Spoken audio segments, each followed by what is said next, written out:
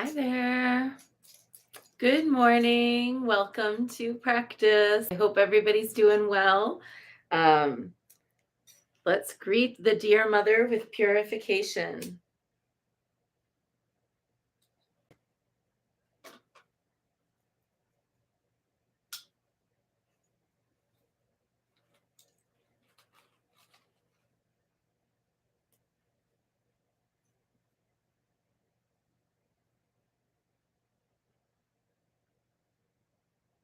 Burning a little vetiver today.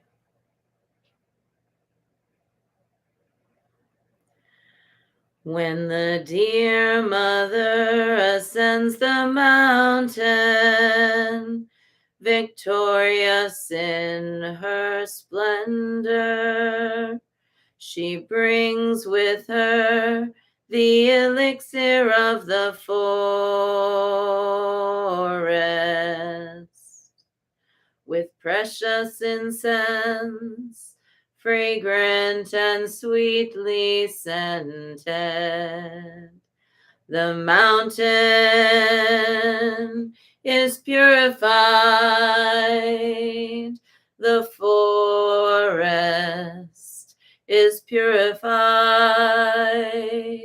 the waters are purified, the animals are purified,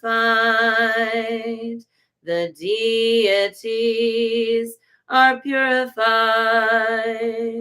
the spirits are purified, the ancestors are purified, our families are purified,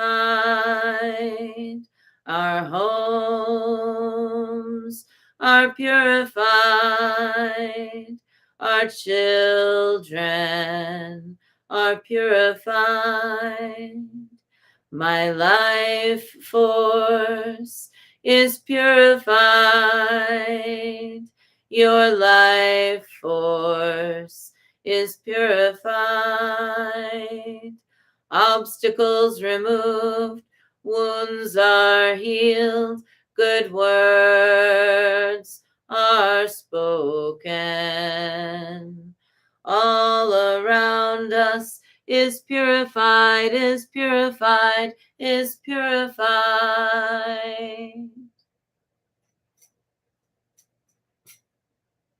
Hi, Christy.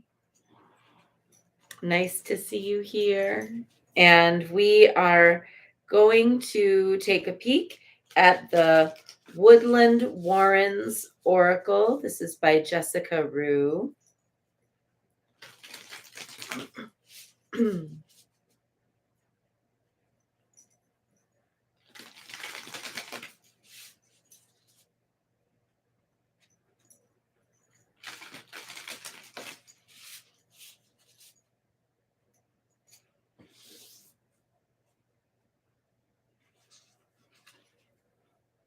The Finch and Peach, and today's keyword is romance.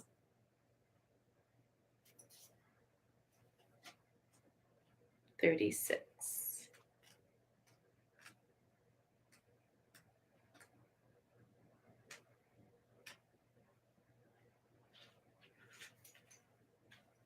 Love is in the air when the finch and peach appears. The peach, a sweetly scented, heart-shaped fruit, has long been associated with fertility, sexuality, and love, and the lively finch symbolizes exuberance, enthusiasm, and excitement. Your vibrancy and charm have led to a blossoming romance. Be open to and accepting of love's many delights.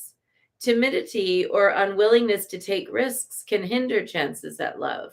Remember that vulnerability, while frightening, is essential to healthy relationships.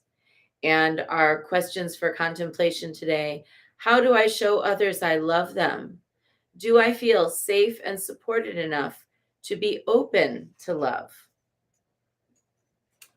Whether the love that one calls in is new or whether it's something that has a relationship that's been around for a while, or even if you're not necessarily calling in a love of, a romantic lover, but instead are calling in more of divine love. In any event, it's required that we be vulnerable, that we allow ourselves to be vulnerable. But one of the things that women have told me the most over the years has been that when they want to be vulnerable, especially sometimes after the relationship has been going on for a while, that actually they feel afraid to be vulnerable because they're nervous that maybe their partner doesn't feel the same way about them anymore, or maybe they're worried that somehow that level of intimate vulnerability will seem silly or desperate. It's interesting because I think a lot of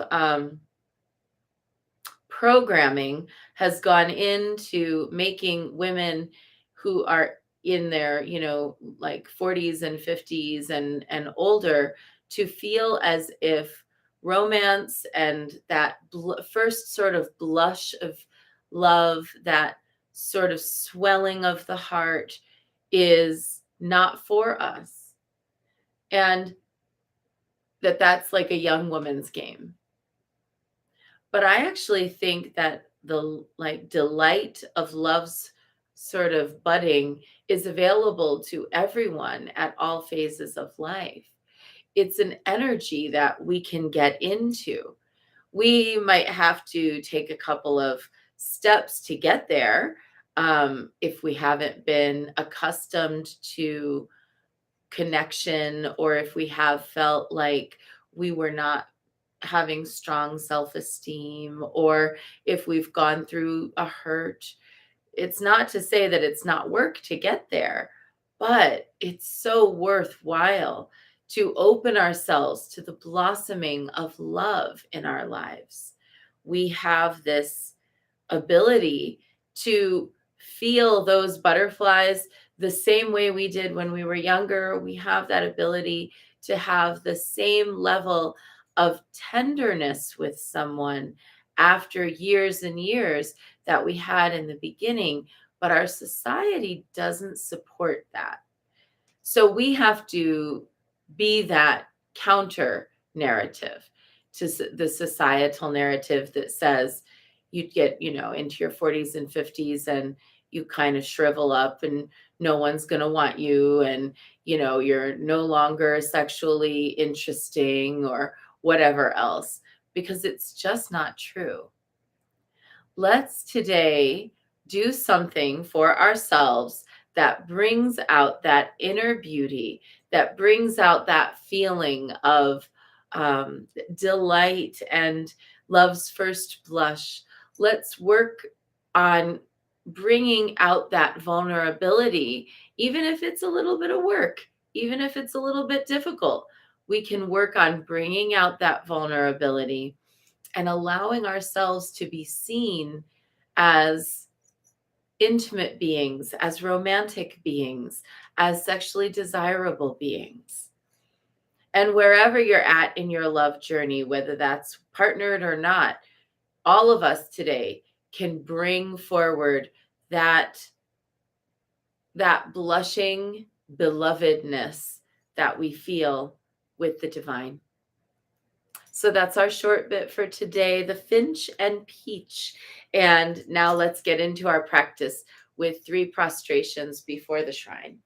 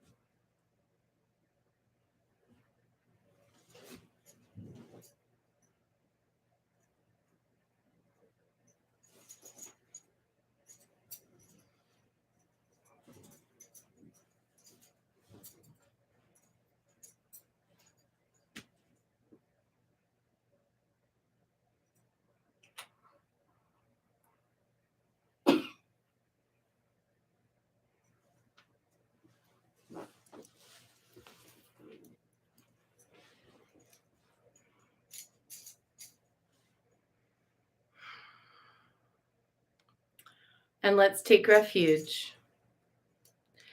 Namo Guru Be. I take refuge in the inner teacher. Namo Buddhaye. I take refuge in the great mother of compassion.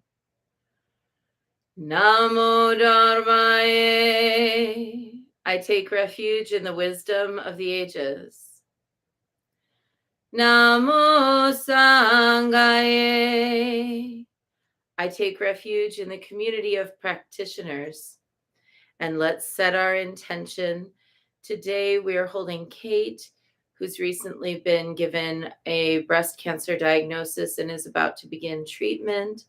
We're holding Claire going into the doctor today, and anyone else who is facing any medical challenge that needs support, love, help, and a little bit of just a lift today.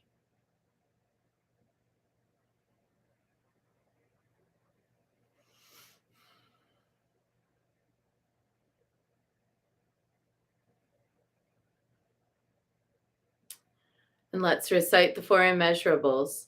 May I be a source of loving kindness in this world and all worlds, bringing a generous heart to all my thoughts and doings.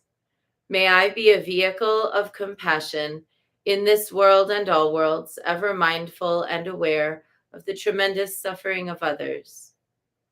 May I be a brimming vessel of joy in this world and all worlds, delighting in the happiness of others as their suffering is alleviated. May I be a balance point of equanimity in this world and all worlds, seeing all as equals and all as deserving of goodness.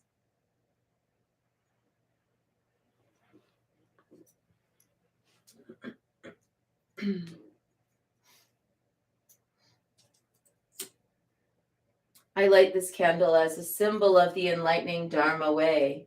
May it shine brightly for the benefit of all beings. I light this incense as an offering to Guanxin, she who hears the cries of the world, mother of all.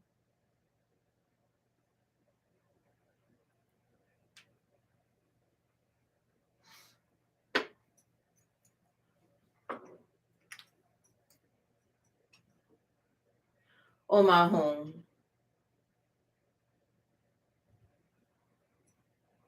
Om Ahum.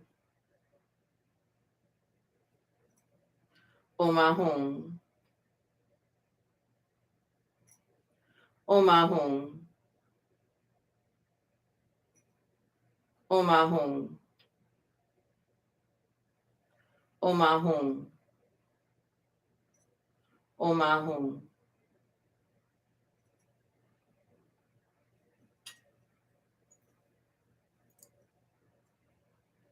Om Ahum. Om Ahum.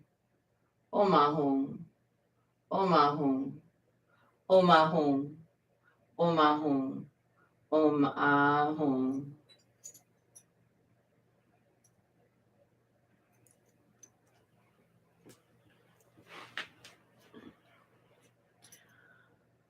Reverently, I prostrate with my body, speech, and mind and present clouds of every type of offering, actual and virtual.